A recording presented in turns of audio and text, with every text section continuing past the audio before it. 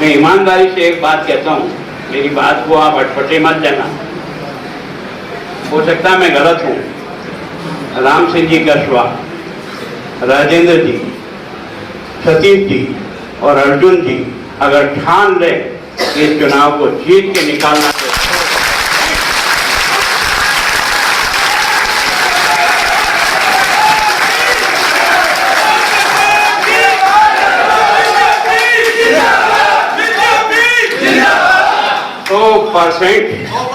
प्रभु हमको सफलता दे।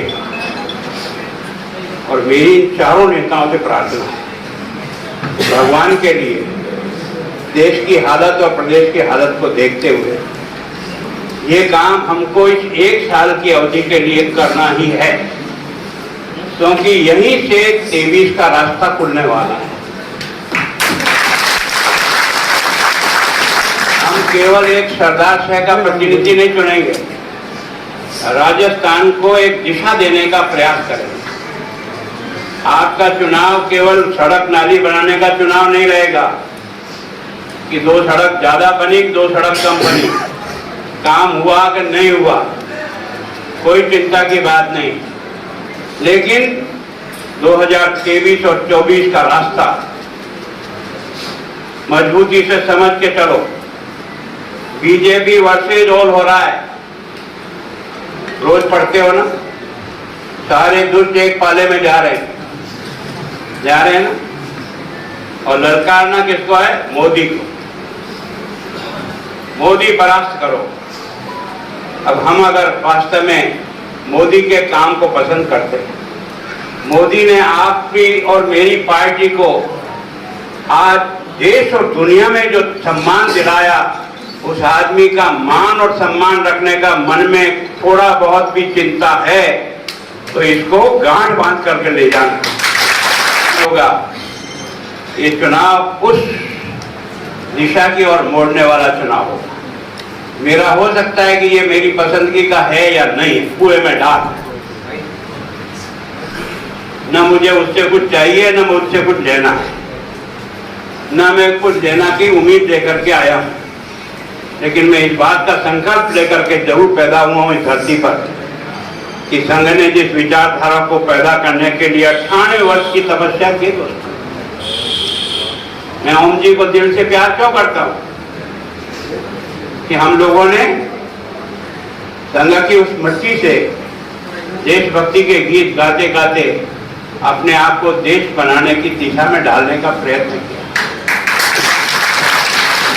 अब ये प्रचारक बने या मैं नहीं बना, लेकिन जिन हजारों प्रचारकों ने अपने घर बार छोड़कर सन्यासी बनकर एक झोला लटकाकर मैदान में निकला, न उसने घर का देखा, न अपने पिता का देखा, न माँ का देखा। किसके लिए खपे थे ये सब लोग? देश बनाने के लिए खपे। हमारा उद्देश्य क्या है? हम राजनीति के आधार पर करना क्या चाहते हैं? अगर हम राजनीति के आधार पर देश निर्माण नहीं करते, देश निर्माण का मतलब बाटे टोरे से देश नहीं बनता है। उसमें रहने वाला इंसान का जीवन कितना बढ़िया बन सके, वो है देश निर्माण की पीढ़ी, जिसके लिए हम प्रयत्न। और कभी कभी हमारा दिल बहुत छोटा हो जाता है, ये मेरा है तेरा, क्या होता है मेरा तेरा? इस मेरा तेरा करने में अगर मोदी जैसा बहादुर प्रधानमंत्री देश का नहीं बनता ना, तो आज तुमको और मेरी पार्टी को इतना मान दुनिया में मिलता है।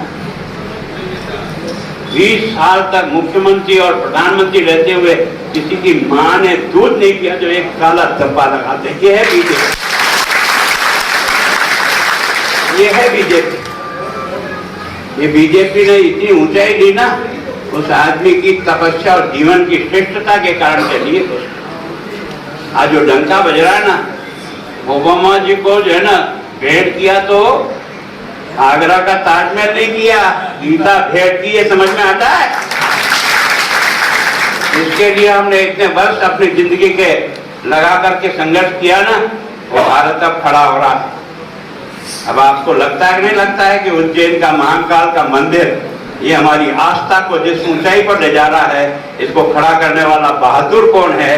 तो आपका कार्यकर्ता, एक सामान्य व्यक्ति और एक सामान्य घर में पैदा हुआ नरेंद्र मोदी हमारी उस महानता को जीना करता है। कुछ दिमाग को खोलो यार, ये दिमाग में कहीं कचरा घुस गया तो निकालो।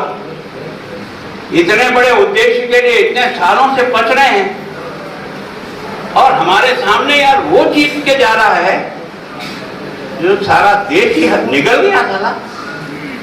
अगर हमारा वोट परिणाम से रिजल्ट आया कि हम हार गए, हम क्या विधानसभा में मुंडा लटका के बैठेंगे? आंखों में से आंसू निकलेगा कि जिस काम के लिए हमने अपनी सारी जवानी खपाई है, केवल और केवल रामलाल बने कि मोहनलाल बने, ये बने कि वो बने, इसके आधार पर उन लोगों को वोट चला जाएगा जिन्होंने सारा खोखला कर दिया राजस्थान को आज की तारीख में। ऐसा नाटक कभी देखा आपने?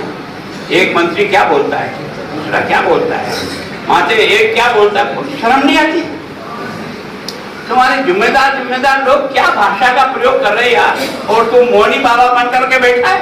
बाकी तो सवेरे उठ करके दिल्ली से मांग करने के लिए तो मुंह खुल जाता तेरा। कम से कम तेरी इन हालतों को देखकर मुंह तो खोल। इनको कह तो सही कि ये थोड़ा तो डिसिप्लिन पालो रे यार। बच्चे हंसते हैं हम पर,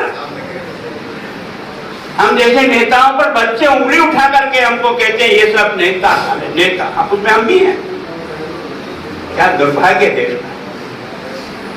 इन चुनौतियों का मुकाबला करने का मौका ईश्वर अपने हाथ में देता है। ये केवल रामलाल मोहनलाल को चुनने का नहीं देता है, ये हमारे विचारों को ताकत देने के लिए बनता है। हम अगर काम करते हैं ना, हमारा दुश्मन भी होगा ना, तो भी हम अपनी विचारधारा के लिए उसकी कंधा से कंधा लगा के उसके साथ खड़े रहेंगे, क्योंकि हमारी विचारधारा का प्रयास भी हो जाए। मुझे बहुत अफसोस है, मैं राजस्थान की विधानसभा रहता हूँ, एक भी होटल में जाता है, कहता है कि आप गिरा लो। अरे मैंने कहा मैंने भेजा था तुमको, मैंने कहा तुम मानेसर तुम जाना, मैंने पैसे दिए तुम मानेसर जाने के लिए, बर्बाद क्यों करते हो? ऐसे कमाते कुछ, ऐसा दुख होता है मुझे, बहुत गुस्सा भी आता है। इसका विश्लेषण करो ना, तो कोई भी योजना जो बजट में घोषित की है और 25 करोड़ से अधिक कीमत की है, वो आज दिन तक राजस्थान में एक भी जगह पूरी हुई हो तो मुझे बता। एक जगह हमारा पैसा धूला खा रहा, और उनको आप यहाँ से धन्यवाद देकर भेजोगे तो हम माथा लटका के माथे पे हाथ रख के रोएंगे विधानसभा में बैठ, और वो सामने से चिल्लाएगा, क्या हुआ गुलाब जी, क्या हुआ गुलाब जी? गुलाब जी की क्या दशा होगी? हम स्वाभिमान के साथ मुकाबला कर सके, इसकी ताकत तो आप ही सब लोग मिलकर दोगे यार। हम अकेले तो नहीं कर सकते, आप सब मिलकर करने वाले हो ना। और इसलिए मैंने बहुत पहले से कहा, बसवा जी आप चारों को साथ बिठा के सौगंध कराऊंगा आपकी बात।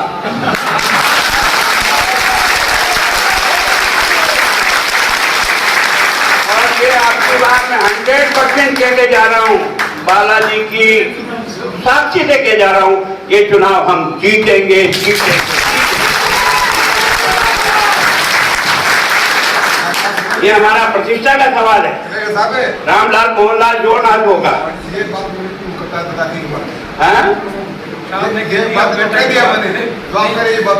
मैं कह रहा हूँ इस पंचायत में सारी पंचायत को साक्षी रख के कह रहा हूँ, और मैं आप सब कार्यकर्ताओं से भी, ये मेरा तेरा छोड़ो, एक बड़े उद्देश्य के लिए अपना मेरा तेरा को मारो और अपनी ताकत लगा करके इसको टिकाओ। अब की बार अगर इसकी जमानत जब कर भेजो ना, तो इसको समझ में आ जाए ये 4 साल का नाटक क्या होता है। राजस्थान 4 साल से जो नेताओं के नाटक को देख करके शर्मिंदा है, दुखी है, इनकी हालात के सामने खंबा खड़ा कर सकते हैं। इसके कारण से मैं आपको सही कह रहा हूँ, आपको कहीं जाने की जरूरत नहीं है।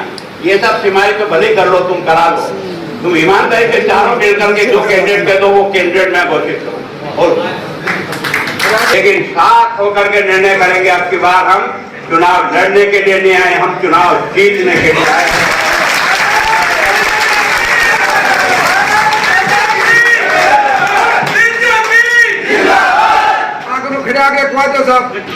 आप लोग ही जानते, मैं तो केवल आपकी कही हुई बातों को इधर से इधर करने वाला हूँ। आप इस क्षेत्र की आत्मा हो।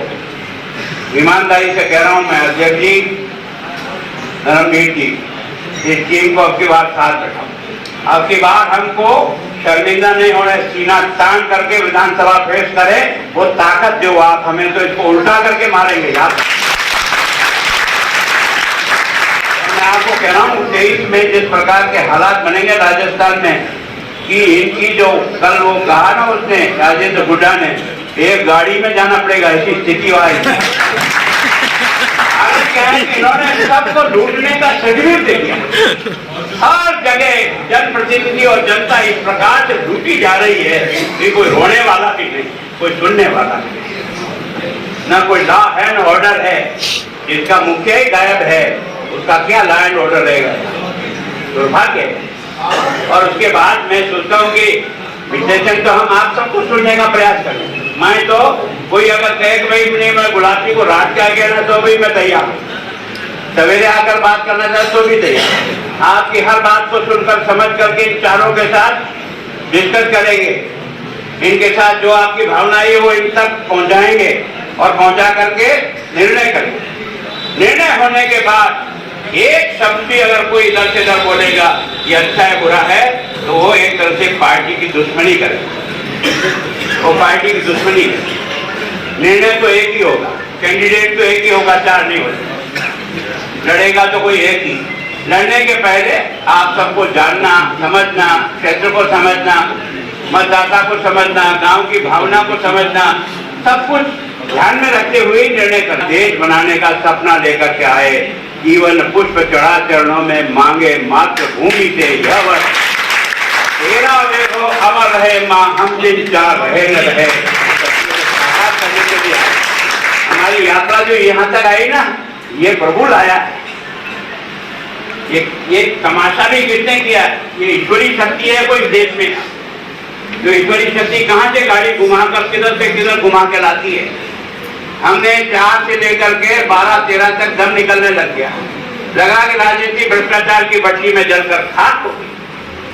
कोई नेता बचता ही नहीं है, कोई घास खाता है, कोई टेलीफोन के तार खाता है, मकान खा जाता है, कोई क्या खाता है, कोई यूरिया खाता है, क्या लगता है यार इतना भ्रष्टाचार की भट्टी में देश जल गया।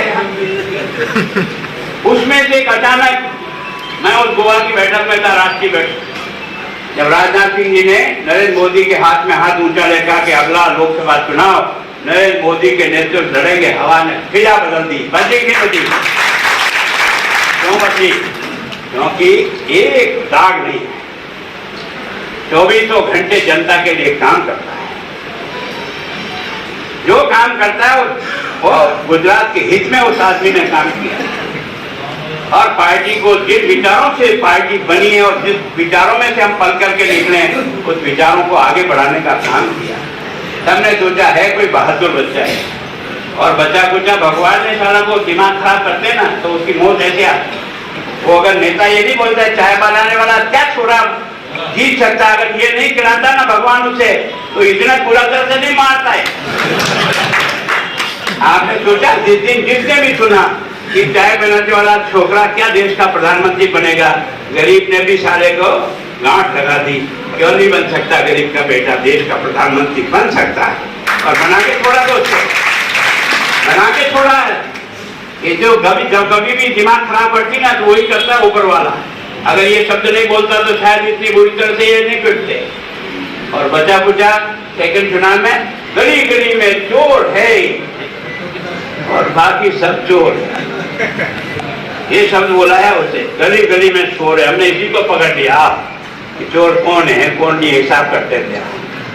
तो वास्तव में कोई हमको ऐसे समय पैदा किया जब देश निर्माण का समय आया, और अब देश निर्माण की जो दूरी है ना वो बहुत कम है दोस्तों। आप और मैं अगर भगवान ने जिंदा रखा ना, तो 23, 24, 25, 26 तक जाते जाते हिंदुस्तान विश्व गुरु के आसन पर सिंहासन पर होगा,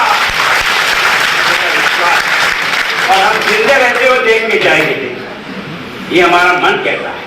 मैं कार्यकर्ताओं से प्रार्थना करूँ, कम से कम अपने मन में कहीं भी कोई गांठ हो किसी के प्रति खुल।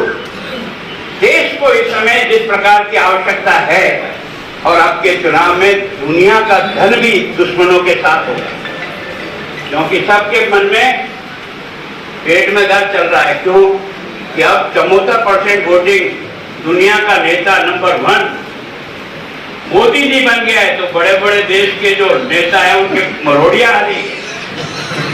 मैं सही कह रहा हूं आपको, सब लोग अलग अलग तरह। हमारा क्या विकास हो, कुएं बना विकास नहीं होगा, कोई चिंता नहीं, पर तेरे को रगड़ के छोड़ेंगे, तेरे को बताएंगे क्या। निश्चित से भगवान तुम्हारा साथ देगा। मैं कह रहा हूं, मैं जब कभी भी अपने मन से बोलता हूं ना, तो भगवान को साथ रख के बोलता हूं, नाटकबाजी नहीं करता, झूठ नहीं बोलता हूं, ना किसी की दोस्ती ना किसी की दुश्मनी। जो बनेगा मेरी पार्टी का बनेगा।